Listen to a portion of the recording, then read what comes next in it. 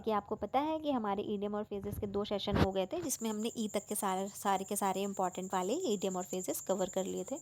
आज हम एफ से शुरू करते हैं। ठीक, जो हमारा पहला एफ वाला पहला ईडियम है that is from cradle to grave. ठीक, from cradle to grave. Cradle मतलब समझते हैं ना, बच्चे का पालना। जब बच्चा पैदा होता है तो उसको किस में रखा जाता है? पालना, झूला बोल सकते हैं, पालना बोल सकते हैं, तो उसको बोलते हैं क्रैडल। ठीक, तो वहाँ से लेके ग्रेव मतलब सबको पता है क्या होता है? कब्र। तो यानी कि बच्चे के पैदा होने से लेके जो उसके डेथ होने तक का जो बीच का उसका पूरा लाइफ होती है इंसान की, तो उसको क्या बोलते हैं? From cradle to grave. यानी कि किसी इंसान का पूरा जीवन का चक्र, मतलब उसके पैदा होने से लेके उसका जो पूरी बीच में वो लाइफ जीता है, उसके बाद जब उसका डेथ हो जाती है तो उसके जो बीच का जो पूरा पैदा होने से लेकर डेथ के बीच का जो टाइम होता है, जो उसकी लाइफ होती है, उसको बोलते हैं फ्रॉम क्रेडल टू ग्रेव। यानी कि during the whole span of your life, यानी आपके पूरे जीवन चक्र के दौरान बीच का समय। ठीक, क्लियर हो गया होगा अच्छे से? बहुत फिर से समझ लीजिए। From cradle to grave during the whole span of your life, आपके जीवन का पूरा समय। ठीक, नेक्स्ट देखिए ना क्या है। नेक्स्ट कह रहा है face the music. Face the music. Face the music का मतलब होता है, जैसे कि आपने देखा होगा जब कभी कभी कोई किसी की मदर या फादर उसको किसी बच्चे को डांटते हैं, तो बच्चे आजकल के बोलते हैं ना कि अरे पापा के म्यूज़िक तो शुरू हो गया, अरे मम्मी के म्यूज़िक शुरू हो गया। इसका क्या मतलब होता है? यानी मम्मी की डांट शुरू हो गई, मतलब इनकी डांट, मम्मी जो पापा डांट लगा रहे हैं हमें, वो शुरू हो गया। इसका मतलब ऐसा कोई म्यूज़िक जो आपको पसंद तो नहीं है, लेकिन आपको क्या करना पड़ना है? सुनना पड़ रहा है। जब भाई मम्मी पापा डांट रहे हैं तो आप सुनते हैं ना। तो वही चीज़ बोल रहा है, to accept punishment for something you have done. कि ऐसी कोई, भाई क्यों डांटेंगे मम्मी पापा जब आपने कोई गलती की होगी? तो वही बात है कि ऐसी कोई गलती जो आपने करी है उसकी पनिशमेंट को क्या करना? एक्सेप्ट करना। इसको बोलते हैं फेस द म्यूज़िक। की म्यूज़िक आपको पसंद नहीं है बट फिर भी आपको फेस करना पड़ रहा है, यानी कि ऐसी कोई गलती जो आपने की है उसको आप, उसके लिए आपको पनिशमेंट फेस करनी पड़ रही है। नेक्स्ट देखिए क्या कह रहा है। नेक्स्ट कह रहा है feel the pinch. Feel the pinch का क्या मतलब होता है? फील द पिंच का मतलब होता है जब आपके पास पैसे से रिलेटेड प्रॉब्लम होती है, जब आपके पास पैसे की दिक्कत होती है, तो उसको बोलते हैं feel the pinch. To have problems with money, यानी कि फील द पिंच, यानी कि आपके पास पैसे की क्या है? दिक्कत है। तो उस वाले सेंस में यूज़ होता है ये वाला इडियम कि फील द पिंच, यानी to have problems with money, यानी पैसे के साथ दिक्कत। नेक्स्ट देखिए क्या कह रहा है। नेक्स्ट कह रहा है fall on your own sword, यानी अपने ही तलवार पे क्या हो जाना? गिर जाना। अपना ही तलवार है और उसी पे क्या हो जाना? फॉल हो जाना, गिर जाना। तो इसका क्या मतलब है? इसका मतलब होता है कि ऐसा कोई इंसान जिस पर आप बहुत भरोसा करते हैं और वही आपको क्या कर दे? धोखा दे दे। ठीक, to be cheated by someone you trust. ऐसा कोई ऐसा कोई इंसान जिस पे आप बहुत ट्रस्ट करते हैं बट वो आपको क्या कर दे? धोखा दे दे। तो उसको बोलते हैं fall on your own sword, यानी अपने खुद के तलवार पे गिर गए और उससे आपको चोट लग गई, यानी कि क्या हो गया? आपके साथ धोखा हो गया। तो वही बोलते हैं to be cheated by someone you trust. Next देखिए क्या करा। ये बहुत आता है पेपर में, फेदर इन वंस कैप। ये पेपर में बहुत आता है, मोस्ट इंपॉर्टेंट लगा लीजिएगा इसको। फेदर इन वंस कैप का मतलब होता है कि ऐसी कोई चीज़ जब जब आप कोई सक्सेस पा लेते हैं, ठीक, something that you achieve and proud of. ऐसी कोई चीज़ जब आप सक्सेस पा लेते हैं और आपको उस पर क्या होता है? गर्व होता है कि हाँ हमने ये सक्सेस पाई। तो गर्व होना तो मतलब एक सेंस हो गया कि भाई आप कुछ सक्सेस पाएंगे तो गर्व तो सभी को होगा। तो वही फेदर इन वंस कैप का मतलब होता है कि जब इंसान को कोई सक्सेस हो जाती है, समथिंग दैट यू अचीव। जब इंसान कुछ अपनी ज़िंदगी में कुछ अचीव कर लेता है, कुछ पा लेता है, जो उसको, जैसे कि मान लीजिए कि सरकारी नौकरी की कोई तैयारी कर रहा है और उसको सरकारी नौकरी मिल गई, तो क्या बोलेंगे कि उस फेदर में तो फेदर इन वंस कैप, यानी उसके कैप पे तो क्या लग गया? फेदर लग गया। नहीं देखा आपने कभी कभी रियलिटी शो वगैरह में आजकल जो डांस वाला है उसमें उनकी जो कैप होती है, टोपी होती है, अगर उनको सेलेक्ट कर लेते हैं तो उस पर एक फेदर लगा दिया जाता है। तो उसमें क्या हो जाता है कि यस, कि आपको जो मतलब आपने पहला राउंड मतलब पार कर लिया है। तो something that you achieve and proud of. ठीक, ऐसी कोई चीज़ जो आप अचीव कर लेते हैं और उस पर आप प्राउड ऑफ होते हैं। समझ में आ गया होगा? फिर से बता देती हूँ। फेदर इन वंस कैप मतलब something that you achieve and proud of. ठीक, फिर देखिए फायरिंग ऑन ऑल सिलेंडर्स की। एक साथ सारे सारे सिलेंडर पर क्या कर दिया? फायरिंग कर दी। इसका क्या मतलब हुआ?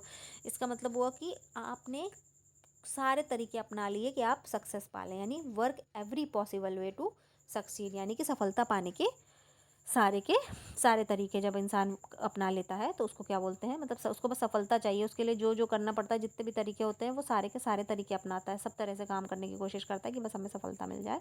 तो फिर उसको बोलते हैं कि फायरिंग ऑन ऑल सिलेंडर्स की। एक साथ सब में सिलेंडर्स पे आपने क्या कर दी? फायरिंग कर दी। मतलब आपको बस किसी भी तरह आपको सक्सीड होना है, कोई भी किसी भी तरीके से, एवरी पॉसिबल वे। ठीक, समझ में आ गया? फिर से work every possible way to succeed, यानी सफलता पाने के लिए हर तरह का काम करना। फिर देखिए फ्रेंच लीव, ये भी पेपर में बहुत पूछा जाता है। इसका मतलब होता है कि जब आप फ्रेंच लीव मारते हैं, या मतलब जब आप फ्रेंच लीव लेते हैं तो उसको बोलते हैं कि आप, जैसे कहते हैं ना, गोला मार दिया। मतलब किसी की परमिशन के बिना आप अपसेंट हो जाते हैं। जैसे कि मान लीजिए जॉब में हैं आप और बॉस की परमिशन के बिना आपने क्या कर दिया?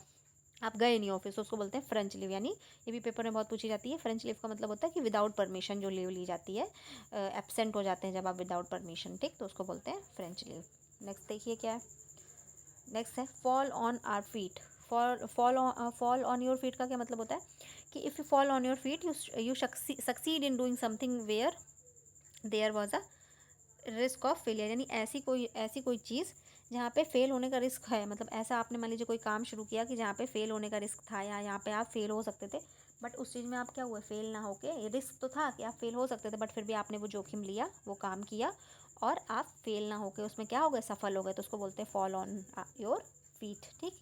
ऐसा कोई काम जिसमें कि रिस्क होने के बावजूद इंसान सफल हो जाता है, उसको बोलते हैं फॉल ऑन योर फीट या fall on our feet. Clear हो गया होगा। नेक्स्ट देखिए क्या कह रहा है। नेक्स्ट कह रहा है fingers and Thums. Fingers and Thums का मतलब होता है कि जब आप किसी का, आप मतलब कोई काम करते हैं और आपको वो, आप उस काम में बहुत माहिर नहीं होते हैं, बहुत कुशल नहीं होते हैं, ठीक, तो वो काम आप बहुत अच्छे से नहीं कर पाते हैं, तो उसको बोलते हैं fingers and thumbs. If you are all fingers and thumbs you are being clumsy and not very skilled with your hands. यानी आप अपने हाथ से जब कोई काम कर रहे होते हैं तो फिर वो काम आप बहुत सही से नहीं कर पाते, आप उसमें बहुत कुशल नहीं होते, आप सारा काम तितिर मितिर कर देते। क्लमजी मतलब सब एकदम तितिर मितिर हो जाना, ठीक, तो उसको बोलते हैं फिंगर्स एंड थम्स, ठीक, सब मिला दिया एक दूसरे में आपने, फिंगर्स और थम्स, इसलिए इसको बोलते हैं फिंगर्स एंड थम्स। नेक्स्ट देखिए क्या कह रहा है। नेक्स्ट कह रहा है finger in the pie. Finger in the pie का मतलब होता है कि आपको किसी चीज़ में इंटरेस्ट होता है। भाई फिंगर इन द पाई, कि कोई मान लीजिए कि किसी चीज़ में आपको इंटरेस्ट है, तभी तो आप फिर उसमें मतलब अपना काम करेंगे, अपना हाथ लगाएंगे उस काम में। तो वही चीज़ कह रहा है, if you have a finger in the pi you have an interest in something. कि अगर आपको आपका मतलब फिंगर इन द पाई है तो आपको उस काम में क्या है, किसी काम में इंटरेस्ट है, आप किसी काम में इंटरेस्ट अपना लेते हैं, आपको वो काम पसंद है। नेक्स्ट देखिए क्या कह रहा है, flash in the pan. Flash in the pan का मतलब होता है, सपोज देखिए आपके पैन में, आपने देखा कि किचन में पैन रखा हुआ है और उसमें कुछ रखा हुआ है, तो एकदम से सडन सडन आपने देखा तो हाँ मतलब ठीक है कुछ है, बाद में जाकर देखा तो वो चीज़ ख़राब निकली, तो आपके काम की है कि मतलब मान लीजिए कि कुछ भी रखा हुआ है, आपको लगा रहे वाह ये तो खाने की चीज़ है, आप गए तो देखा वो ख़राब है। तो इसका मतलब ये होता है कि कोई चीज़ जो शुरू में तो बहुत नोटिसेबल लगे, शुरू में तो उसको देखते लगे अरे वाह, लेकिन बाद में वो बहुत देर तक ना चले। समझ में आ गया होगा कि जो शुरू में तो जिसको बहुत, जैसे आजकल आपने देखा होगा कुछ सॉन्ग्स वगैरह होते हैं या कुछ होते हैं जिनको शुरू में तो बहुत नोटिस किया जाता है, फिर एकदम से सब उसको भूल जाते हैं। तो वही चीज़ है, if something is a flash in the pan it is very noticeable. मतलब शुरू में तो उसको बहुत नोटिस किया जाता है उस चीज़ को, ठीक, उस चीज़ का बड़ा मतलब उस पर ध्यान दिया जाता है, but does not last long. लेकिन वो बहुत देर तक नहीं रहती है, ठीक। जैसे एग्जाम्पल के लिए बताया, like most singers who are very successful for a while then forgotten. मतलब बहुत से आपने सिंगर्स देखे होंगे कि जब वो नए नए आते हैं तो बड़ा एकदम से फेमस हो जाते हैं और फिर बाद में उनको भूल जाते हैं लोग। तो वही चीज़ है कि ऐसी चीज़ जो शुरू में तो लगे लेकिन बहुत देर तक ना चले। नेक्स्ट देखिए क्या कह रहा है। नेक्स्ट कह रहा है follow your nose. Follow your nose का मतलब होता है कि जब आप किसी को ये बोलना चाहते हैं कि एकदम सीधे चलते जाइए, स्ट्रेट, ठीक है, गो स्ट्रेट, कि एकदम सीधे चलते चले जाइए, तो आप बोलते हैं कि अपनी नोज़ को फॉलो करिए। भाई नोज़ को फॉलो करेंगे तो कहाँ चलेंगे, सीधे ही तो चलेंगे। तो वही है, when giving directions telling someone to follow their nose means that they should go straight ahead. कि जब भी आप किसी को डायरेक्शन बताते हैं तो गो फॉलो योर नोज कहने से ये तात्पर्य होता है कि जो इंसान जैसा जा रहा है उसको वैसे ही बिल्कुल सीधे चलते चलते जाना चाहिए। नेक्स्ट देखिए क्या कह रहा है।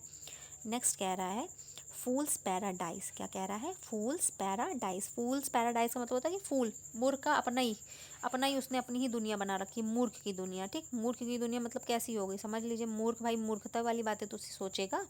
तो फूल्स पैराडाइज का मतलब होता है कि ऐसा, मतलब जो अपनी ही दुनिया में खुश खुश है, मूर्ख, उसने उस मतलब ज़बरदस्ती की ऐसी चीज़ें, झूठी चीज़ों में वो खुशी ढूंढ रहा है, उसको मतलब बड़ा, उसकी अपनी ही दुनिया है मूर्ख की, वो बड़ा खुश है अपनी दुनिया में, और उन उन मतलब उसकी खुशियाँ जो हैं वो मतलब काल्पनिक स्वर्ग, इसको बोल सकते हैं झूठी खुशी, ठीक, एक तरह से।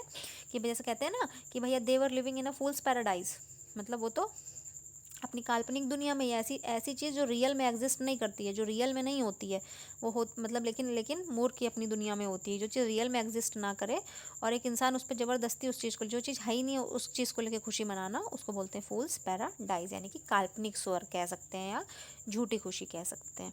नेक्स्ट देखिए क्या कह रहा है। नेक्स्ट कह रहा है फूट इन माउथ।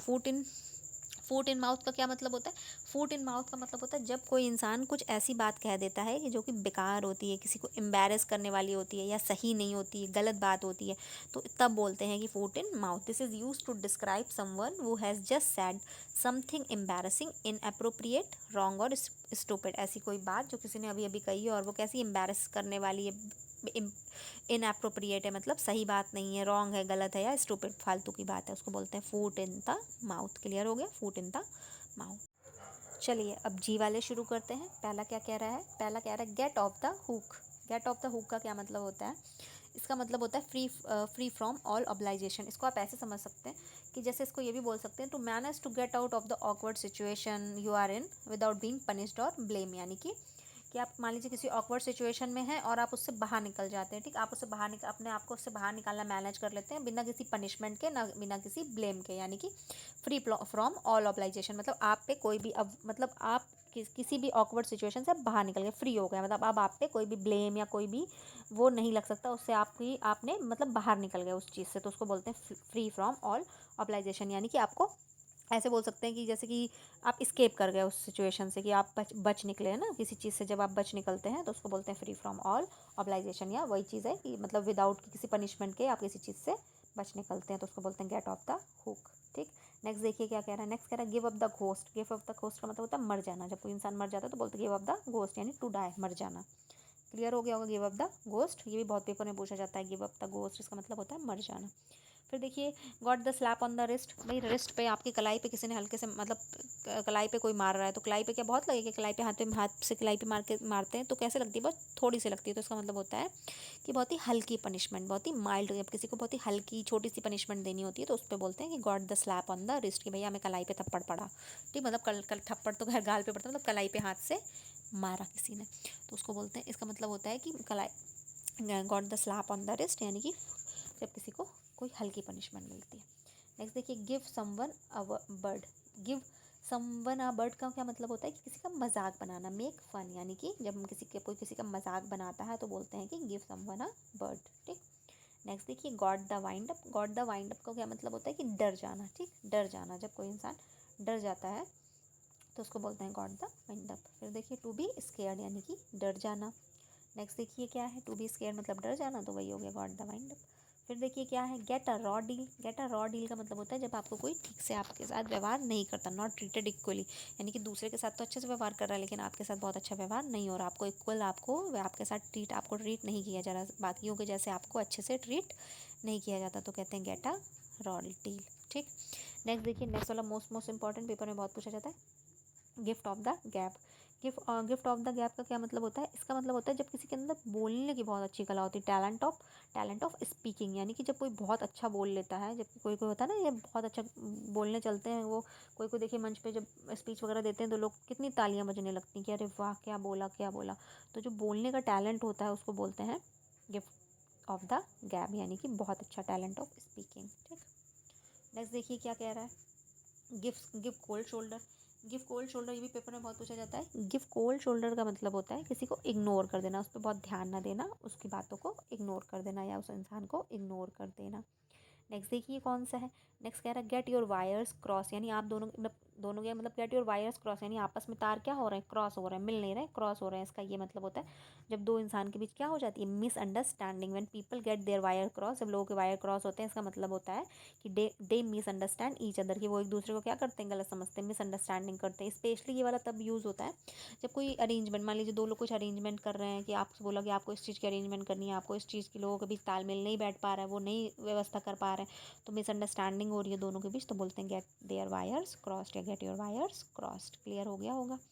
नेक्स्ट देखिए give me five. Give me five समझते हैं ना, जैसे दो लोग ऐसे ताली की तरह एक पूरा हाथ किया, गिव मी फाइव, ताली में ताली मारते हैं, मतलब हाथ पे हाथ मारते हैं, तो उसको बोलते हैं गिव मी फाइव। ठीक, यानी कि किसी को एक तरह से किसी को मतलब जब मिलते हैं तो देखा होगा जब दोस्त मिलते हैं तो ऐसे नहीं हाथ पे हाथ मार के, तो मिलने का तरीका या किसी को कॉन्ग्रेचुलेशन करने का तरीका होता है जब आप एक दूसरे के हाथ के आगे एक दूसरे के हाथ पे हाथ मारते हैं मिलते टाइम, उसको बोलते हैं गिव मी फाइव। यानी फाइव मतलब पाँचों की पाँचों उंगलियां ऐसे दूसरे के पाँचों की पाँचों उंगलियों पे ऐसे हाथ पे हाथ मारा। ठीक, क्लियर हो गया? गिव मी अ हैंड, जब आप किसी को अपना हैंड देते हैं, if someone gives you a hand, या कोई आपको अपना हाथ दे रहा है, इसमें वो शादी वाला हाथ देना नहीं है, ठीक है, हाथ मांगना हाथ देना वो नहीं है, सही से समझिएगा।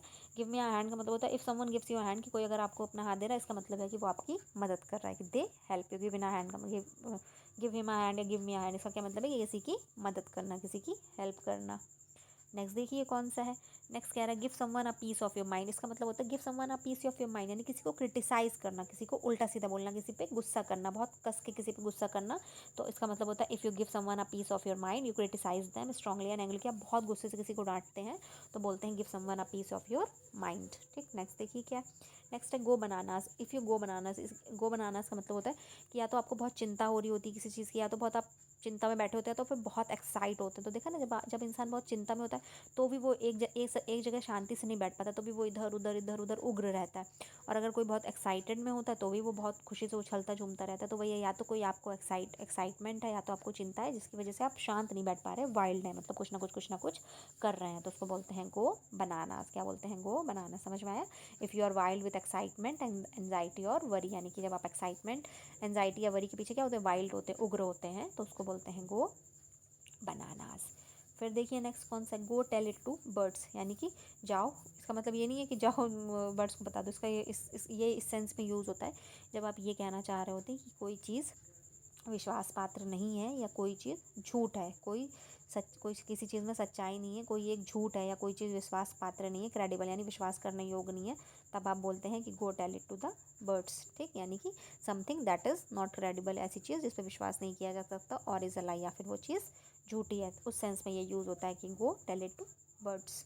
नेक्स्ट देखिए go under the hammer. Go under the hammer का मतलब होता है जब किसी चीज़ की वो हो जाती है, ऑक्शन पे कोई चीज़ लग जाती है ना, ऑक्शन नीलामी बोलते हैं जिसको, तो उसको बोलते हैं मतलब अगर कोई चीज़ गोज़ अंडर द हैमर, इसका मतलब होता है कि उस चीज़ की क्या होगी? नीलामी होगी, वो चीज़ नीलामी में बेची जाएगी। ठीक, गो अंडर द हैमर, नीलामी होना। नेक्स्ट देखिए ग्रेवयार्ड शिफ्ट। ग्रेवयार्ड शिफ्ट का मतलब होता है जब आपको रात बहुत लेट नाइट आपको काम करना पड़ता है, आप बहुत लेट नाइट रात में काम करते हैं, तो उसको बोलते हैं कि कौन सी शिफ्ट है आपकी। जैसे काम की शिफ्ट होती है ना, नाइट शिफ्ट, डे शिफ्ट, तो उसको कौन सी बोलते हैं? आपको ग्रेवयार्ड शिफ्ट। इसका मतलब होता है ग्रेवयार्ड शिफ्ट का कि आप बहुत रात में काम कर रहे हैं। If you have to work very late at night, कि जब आपको रात में बहुत रात में काम करना होता है